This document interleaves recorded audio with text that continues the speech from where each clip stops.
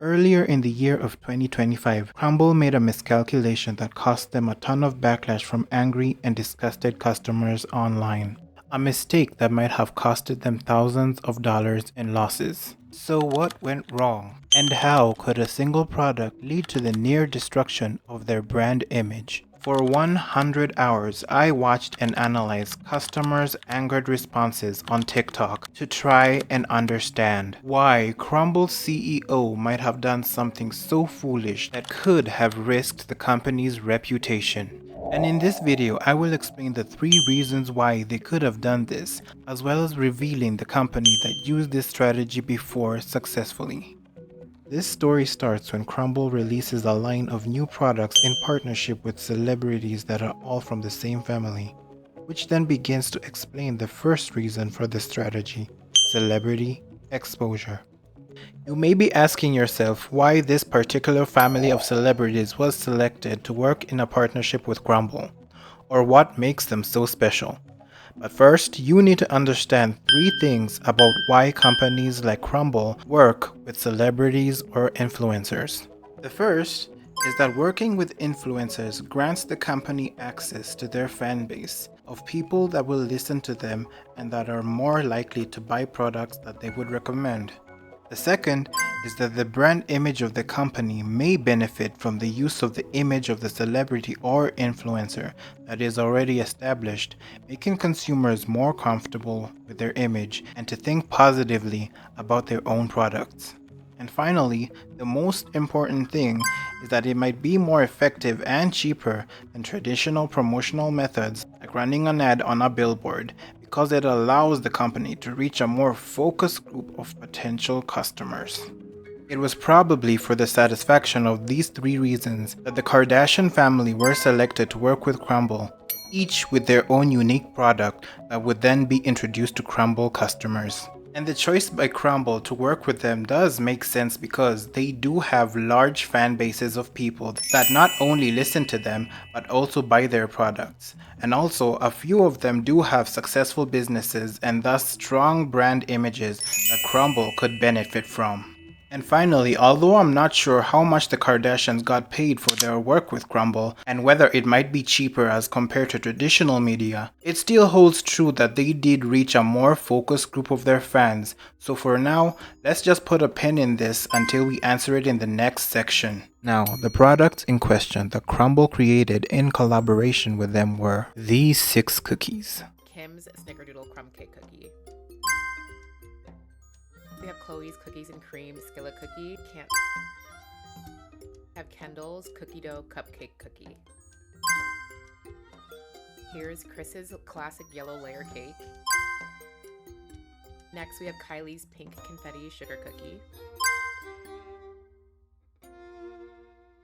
Which then leaves the one made by Courtney that left many people upset and made them react like this.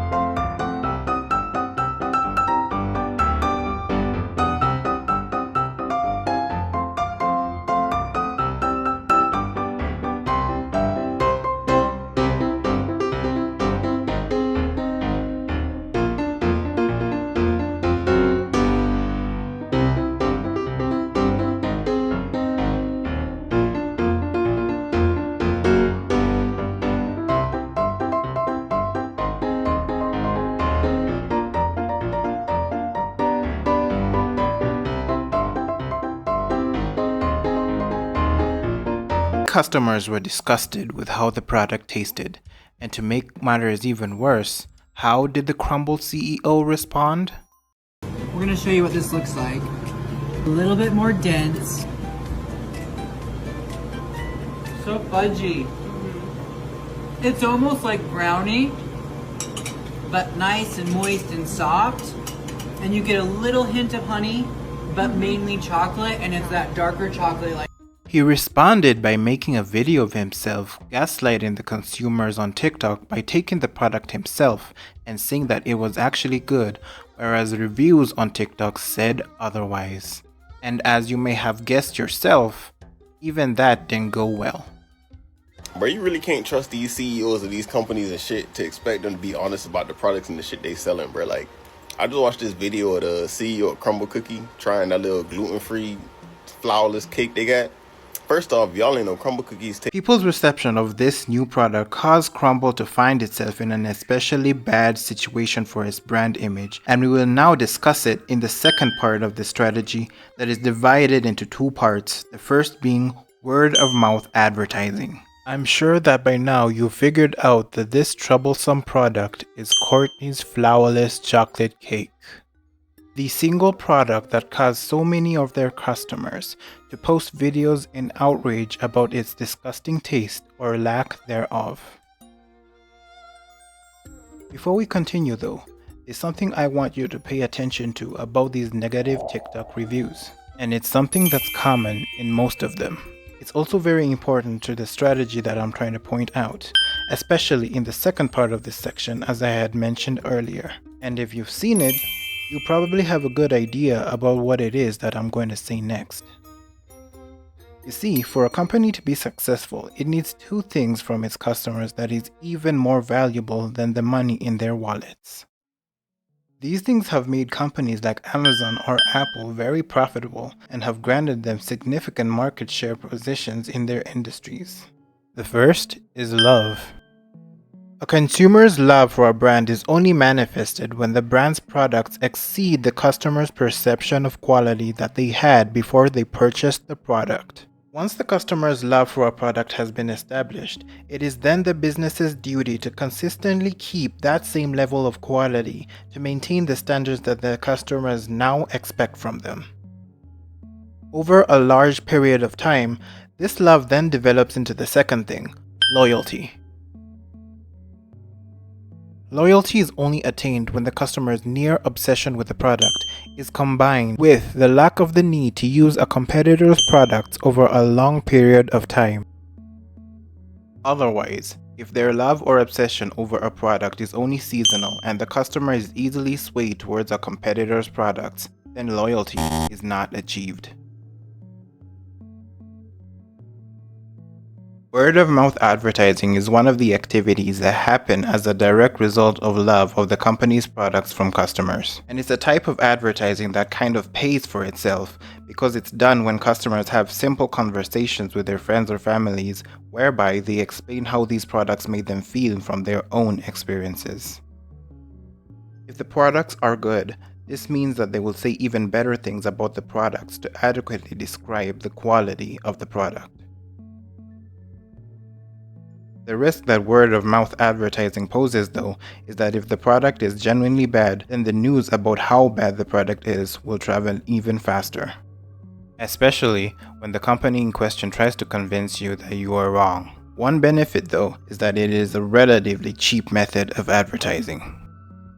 Now, the second part of this section is closely linked to the common thing in all these negative TikTok reviews that I had talked about earlier. The name of this section is called advocacy. Being an advocate for a brand means that the customer or individual that uses this product strongly and publicly supports the brand and recommends it with confidence and authority to a wide audience. It's only then that we can realize that the common link between all these reviews on TikTok is that most of them are viral videos with millions of views in total. But wait, these reviews of Courtney's flourless chocolate cake are negative. How could they possibly be advocates for Crumbl's brand?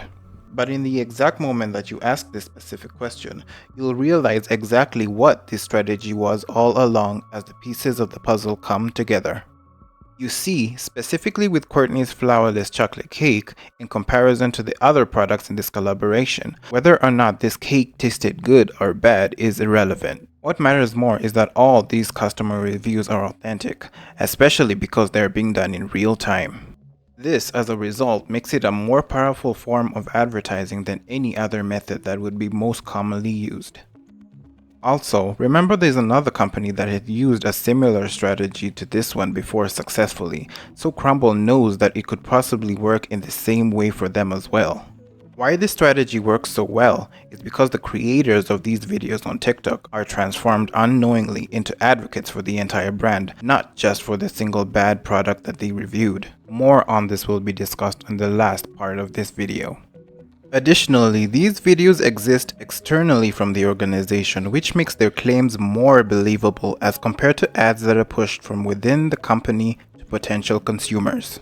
Thus, because of the additional truth behind these videos on TikTok, potential customers are more inclined to watch more of these reviews as compared to any advertisement that would be pushed by the Crumbl brand itself. So in reality, what Crumbl did was to use some of their customers' rage as an engagement tactic online so that even more people could be aware of their brand, which is better than if they had purely sent out an ad themselves. And all they needed to make this work was one bad product and a bunch of angry TikTok users. But now you may be thinking that if this company and Crumbl were able to do this so easily, why doesn't any other company do it as well?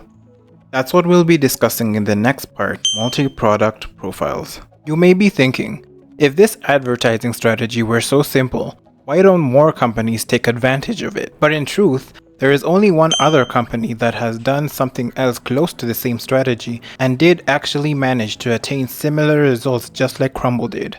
The reasons for this are really simple, and it's just two of them. The first is that compared to a medium or small sized business, Crumbl is quite large and most definitely has enough financial resources to help them bounce back if anything were to go wrong. This means that even if the strategy didn't work out perfectly, they would still somehow work it all out in the future and continue doing business or even pivot in a new and better direction for their business. The second is that Crumbl still has many other products apart from the cookies that they made with the Kardashian family, and many of these products are still deeply enjoyed by their customers. So this means that they had enough choices for their customers to pick from, just in case that they did not enjoy the products that were being actively promoted. As I had hinted at earlier, this is a very specific strategy in advertising that draws a dangerous line between the customer's negative emotions and outrage and how profitable the business wants to be. A similar strategy was employed by Starbucks when they intentionally misspelled the names of their customers' coffee orders, a minor inconvenience that would then compel them to post pictures of their orders from the stores with their branding and misspelling clearly being shown, thus giving them free advertising.